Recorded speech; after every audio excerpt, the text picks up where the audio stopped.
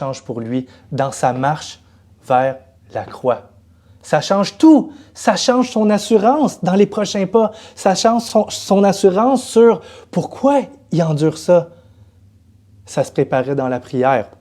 On va lire ensemble Jean 17, mais juste avant, je vais vous expliquer le contexte, OK? Jésus s'apprête à être arrêté pour aller à la croix. Et les disciples parlent ensemble, sont dans un souper, ils parlent ensemble. Et là, les apôtres disent, on sait clairement que tu es sorti de Dieu. Et on va te suivre là, on va être avec toi, on va te suivre. Et Jésus dit, vous dites ça maintenant, mais dans vraiment pas longtemps, là, vous savez quoi? Vous allez tous m'abandonner. Hein? Puis vous allez tous être losers, autrement dit. Vous allez fail total. Quand je vais me faire arrêter, là, vous allez perdre. Et Jésus dit quelque chose de très puissant qui fait la différence dans nos vies, dans l'assurance qu'on va avoir. Il dit en Jean 16, 13, il dit, juste en disant à ses disciples qui vont perdre, en se disant à ses disciples qu'ils vont fail, il dit, je vous dis cela afin que vous ayez la paix. Autrement dit, pour que vous soyez sans crainte. Vous aurez à souffrir dans le monde, mais prenez courage. Moi, j'ai vaincu le monde. Autrement dit, je sais que vous allez tomber. Je sais que vous allez souffrir à cause du monde. Mais votre victoire ne dépend pas sur vos propres forces. Prenez courage parce que le Christ a eu la victoire pour nous. Il a vaincu pour nous. Maintenant, on peut se préparer comme le Christ se préparait dans la prière. On se prépare face à nos défis en allant puiser notre assurance, notre force, notre confiance dans la victoire que Dieu a pour nous à la croix. On va lire ensemble Jean 17. Parce que c'est juste après avoir dit ça, « Courage, moi, j'ai vaincu le monde. » Jésus commence et fait la plus belle prière c'est à mon avis, la plus belle prière qu'on trouve dans les évangiles. Mais je sais que plusieurs d'entre vous en avaient sûrement une autre, peut-être une autre préférée. Là.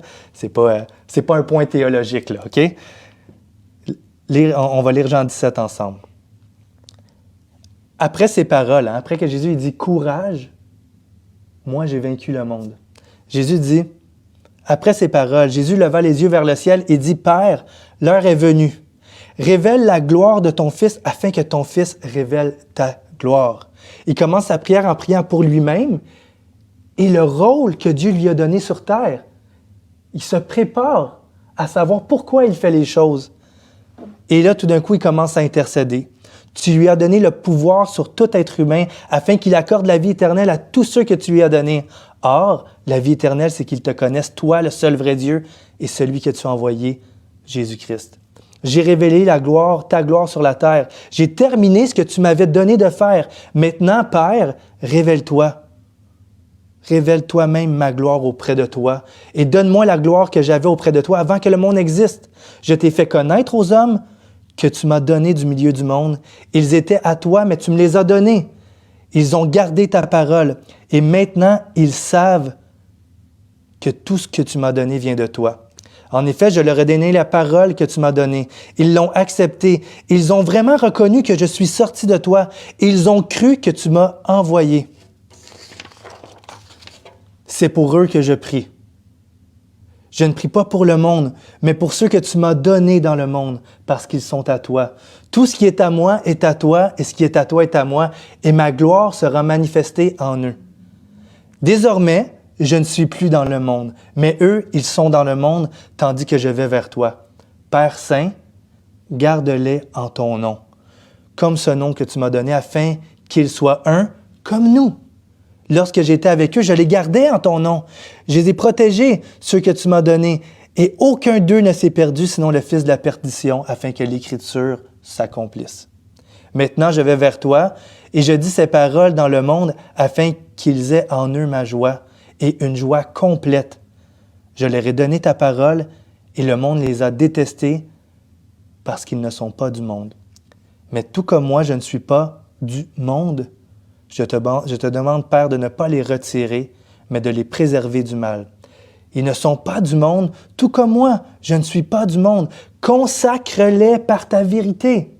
Ta parole est la vérité. Tout comme tu m'as envoyé dans le monde, je les envoie moi aussi dans le monde. Et je me consacre moi-même pour eux afin qu'eux aussi soient consacrés par la vérité.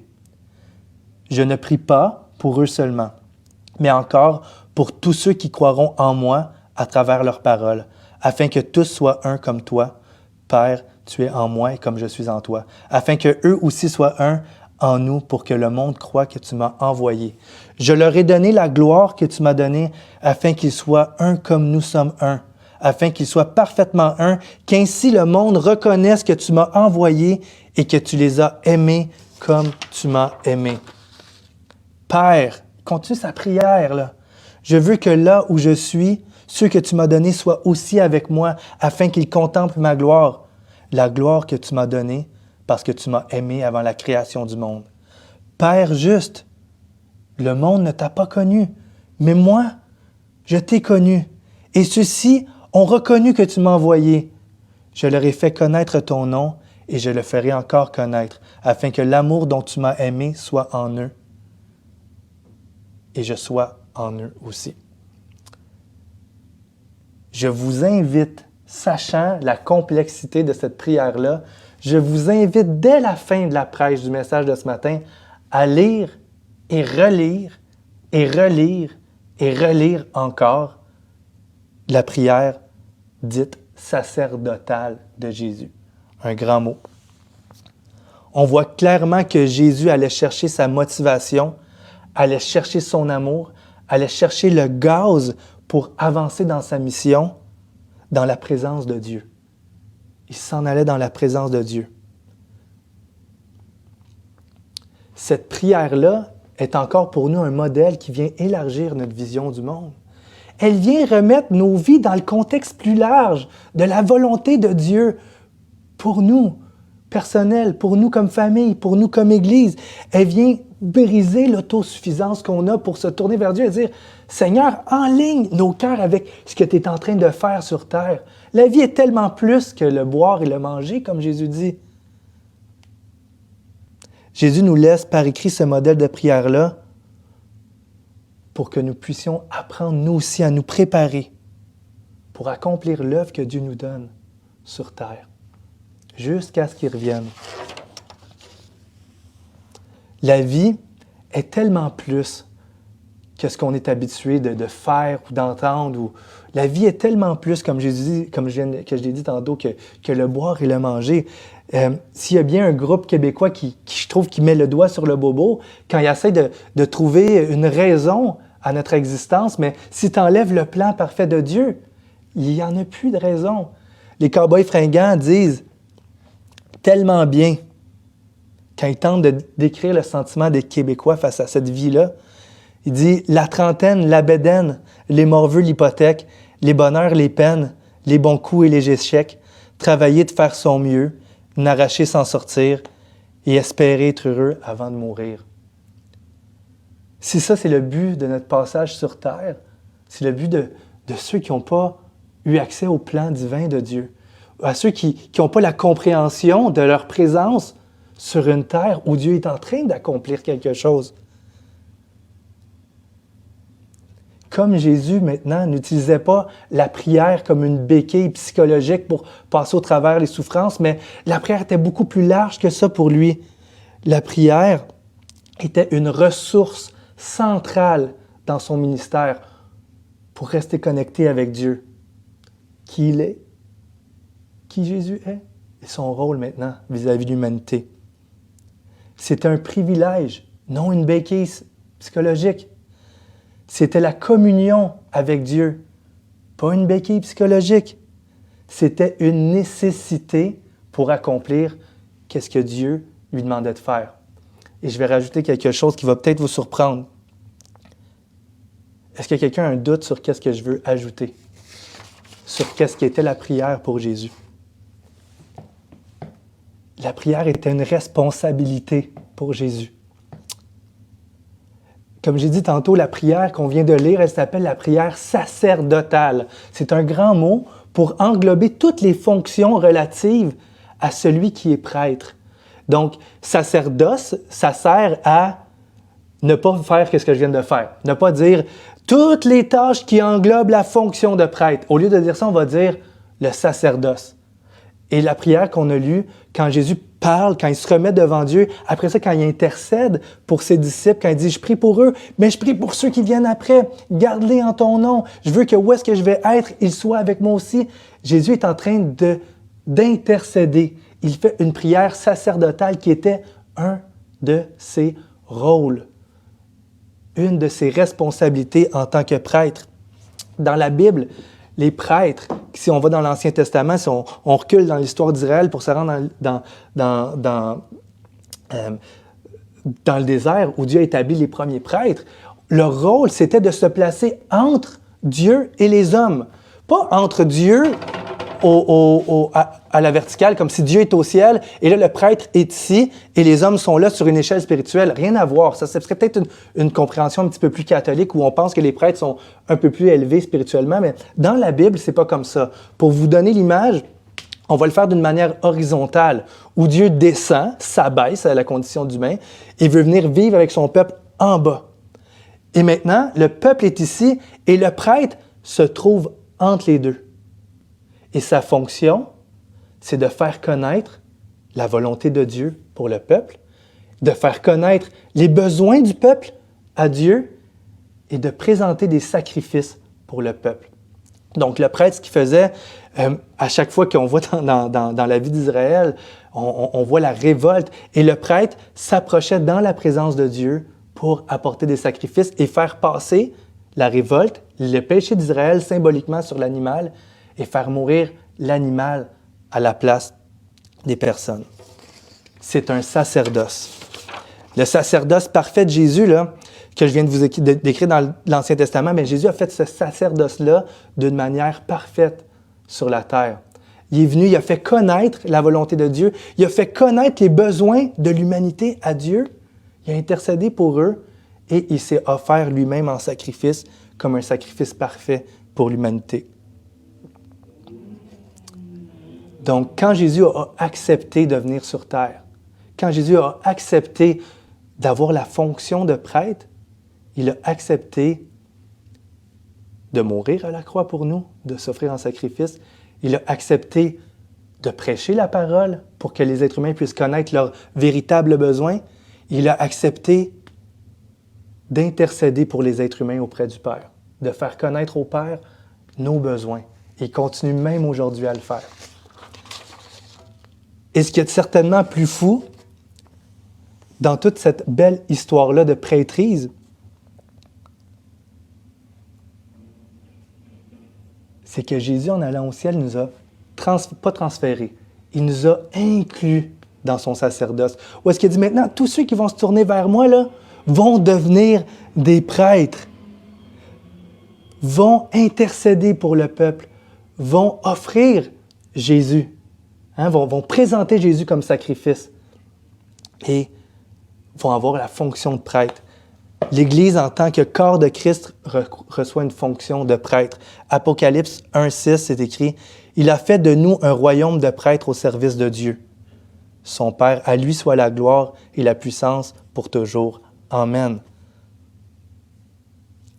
Jésus nous a transféré le sacerdoce, les rôles de fonction de prêtre, avec toutes les bénédictions qui viennent avec ce rôle-là. Une des plus grandes bénédictions, c'est que nous, frères, sœurs, on peut s'avancer en tout temps dans la présence de Dieu, dans la prière. On peut aller toujours intercéder, toujours rentrer d'une manière privilégiée. Quand la plupart des êtres humains ne peuvent pas avoir accès à la présence de Dieu, les prêtres peuvent entrer dans la présence de Dieu pour aller parler à Dieu, pour intercéder pour le peuple.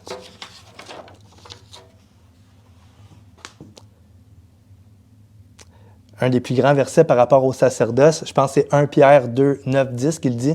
Il dit « Vous, au contraire, vous êtes une race élue, un sacerdoce royal, une nation sainte, un peuple acquis, afin que vous annonciez les vertus de celui qui vous a appelé des ténèbres à son admirable lumière. » Je pense que quand on est capable encore par la grâce de Dieu toujours, de se recentrer, d'avoir nos horizons élargis, la prière va nous devenir un outil pour ta vie, va devenir un outil incroyable pour nous comme communauté, pour être à l'écoute, pour se préparer à affronter la tâche que le Seigneur nous demande de faire en tant qu'Église. Je pense qu'on en a déjà plein notre assiette, si tu es d'accord avec moi.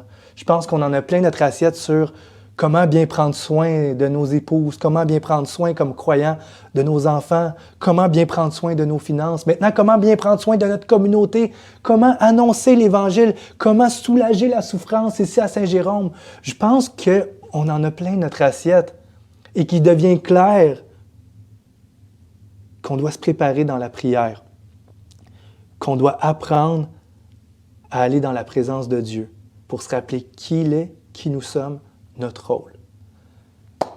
Je termine là-dessus. Je vais terminer en prière, certainement, et on va vous revenir un peu plus tard pour les annonces. J'aimerais ça qu'on commence un livre de prière ensemble où quelqu'un a décidé d'acheter plusieurs livres, et c'est de redécouvrir en fait les joies de la prière. On pourrait lire ça en début d'année ensemble comme assemblée. Donc, je termine en prière, OK? Seigneur Dieu, merci de ta grâce dans nos vies.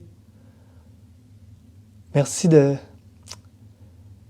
la victoire que tu donnes aussi. Merci de l'assurance qu'on peut aller chercher. Merci pour la prière sacerdotale où on voit, Seigneur, que tu avais à cœur de nous garder, que tu avais à cœur qu'on soit dans ta présence éternellement avec toi. Ça ne vient pas de nous, ça, Seigneur. On ne voulait même pas être dans ta présence. Tu t'es révélé à nous, tu nous as sauvés, tu nous as mis à part pour qu'on puisse annoncer ta lumière. Et Seigneur, je te prie pour chacune de nos vies, chaque personne qui écoute présentement, avec tous les défis, les problèmes de couple, les problèmes de famille, les problèmes financiers, les problèmes de santé, tout ça, Seigneur, on veut les remettre à sa place dans un contexte où toi, Seigneur, tu es grand au-dessus de tout. Toi, Seigneur, tu as donné une victoire ultime à tes enfants. On espère dans cette victoire-là. On te demande la sagesse pour les prochaines étapes. On te demande la grâce de nous donner envie de plier genoux devant toi pour qu'on puisse avancer comme Église, conformément à ta volonté, Seigneur Dieu. C'est dans le nom de Jésus que je prie. Amen. Et tout le monde, je vous dis bonne semaine. Ah, une annonce. Dimanche, ce soir, il y a une rencontre de prière, justement. Donc, si tu as à cœur de venir te mobiliser, de rentrer dans la présence de Dieu avec Zoom, dans la prière, tu es bienvenu. On va t'envoyer un lien si tu ne l'as pas déjà reçu. Tu as juste à nous contacter. Salut tout le monde.